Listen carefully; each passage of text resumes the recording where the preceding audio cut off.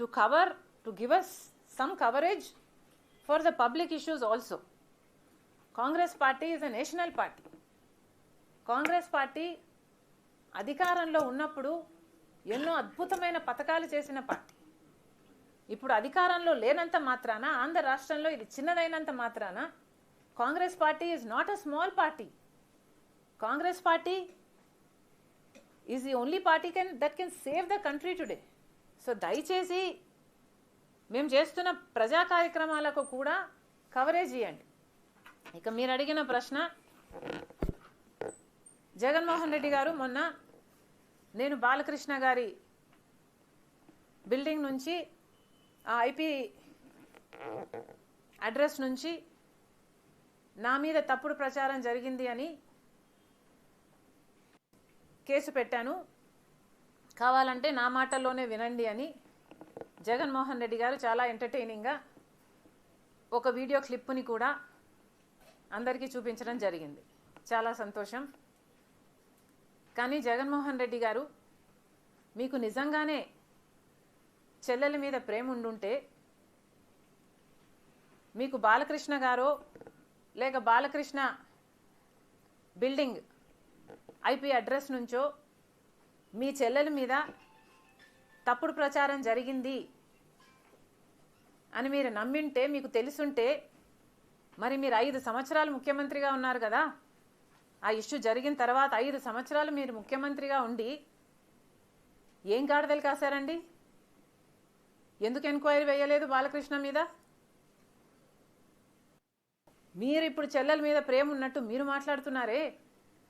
మీకు నిజంగానే చెల్లెల మీద ప్రేమ ఉంటే, ఏ ఇష్యూ అయితే బాలకృష్ణ బిల్డింగ్ నుంచి అప్పుడు జరిగిందో ప్రభాస్కు నాకు సంబంధం ఉంది అని, అదే ఇష్యూని గత 5 సంవత్సరాలలో మీ సైతాన్ సైన్యం మీ సోషల్ మీడియాలో మీరు వాడుకోలేదా?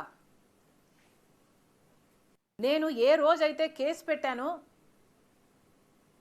ఇలా జరిగింది, నా మీద తప్పుడు ప్రచారం జరుగుతుంది అని ఏ రోజైతే కేసు పెట్టానో, ఆ రోజే నేను ప్రభాస్ అన్న వ్యక్తిని ఇంతవరకు చూడలేదు అని చెప్పాను. ఈ రోజుటికి కూడా నాకు ప్రభాస్ అంటే ఎవడో తెలియదు. ఈ రోజుటికి కూడా చెప్తున్నా, ఆ రోజు ప్రమాణం చేశాను నా బిడ్డల మీద నాకు సంబంధం లేదు ఆయనతో అని. ఈ రోజు మళ్ళీ చేయడానికి కూడా చెప్తున్నా, నాకు సంబంధం లేదు ఆయనతో. నా బిడ్డల మీద ప్రమాణం చేసి చెప్తున్నా. జగన్మోహన్ రెడ్డి గారికి ఇవన్నీ తెలిసి కూడా నాకు క్యారెక్టర్ లేనట్టు, నాకు ఆయనతో సంబంధం ఉన్నట్టు గత 5 సంవత్సరాలలో మీ సైతాన్ సైన్యం చేత ప్రాపగాండా చేయించలేదా? మీకా చెల్లెల మీద ప్రేమ ఉన్నది, సిగ్గుండాలి కదా.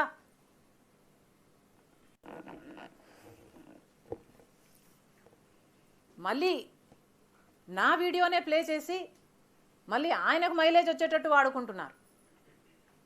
అంటే నా వీడియో పనికొస్తుందన్నా మీరు వాడేసుకుంటారు. సో మీరు చెల్లెల్ని వాడేసుకుంటారు, మీరు తల్లి మీద కేసైనా పెడతారు, మీరు నాన్న పేరుని సిబిఐ ఛార్జ్ షీట్లో అయినా చేర్పిస్తారు. మీరు ఏమైనా చేయగలరు, మీకు మీరే సాటి సార్.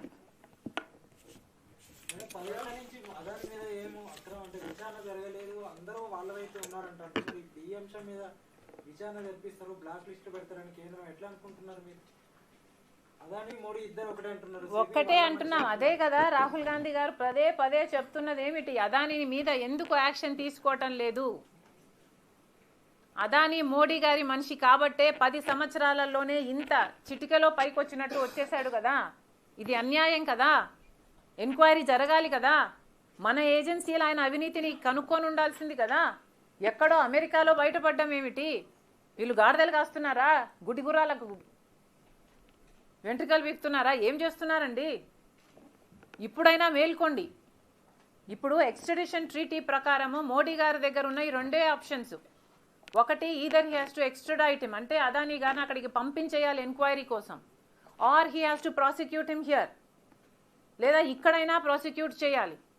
సో మోడీ గారు సమాధానం చెప్పాలి. ఇప్పుడు ఏం చేయబోతున్నారు? ఇంత అవినీతి బయటపడింది. జగన్మోహన్ రెడ్డి గారు మోదీకి దత్తపుత్రుడు. ఏం చేయబోతున్నారు? ఎంక్వైరీలు వేసే దమ్ముందా? మీరు నిజంగానే దేశం కోసం పనిచేసే వాళ్ళ, ప్రజల కోసం పనిచేసే వాళ్ళ నిరూపించుకోండి. మేడం, కాంగ్రెస్ పాలిత రాష్ట్రాలతో అదాని ఒప్పందాలు కుదుర్చుకున్నారు అనేది బీజేపీ వర్షన్. అమ్మా, అదాని 2100 కోట్లు అనుకుంటా ఇప్పుడు లంచాలు ఇచ్చింది 5 రాష్ట్రాలకు అన్నారు. 5 రాష్ట్రాలలో కాంగ్రెస్ పార్టీ కనీసం 4 రాష్ట్రాలలో లేనే లేదు. రాజస్థాన్లో అయినా ఇంకో చోటైనా ఇదే సోలార్ పవర్ అగ్రిమెంట్లు అదాని కుదుర్చుకున్నాడు ఇంతకు ముందే. ఇది గోబల్స్ ప్రచారం కాకపోతే ఏమిటి?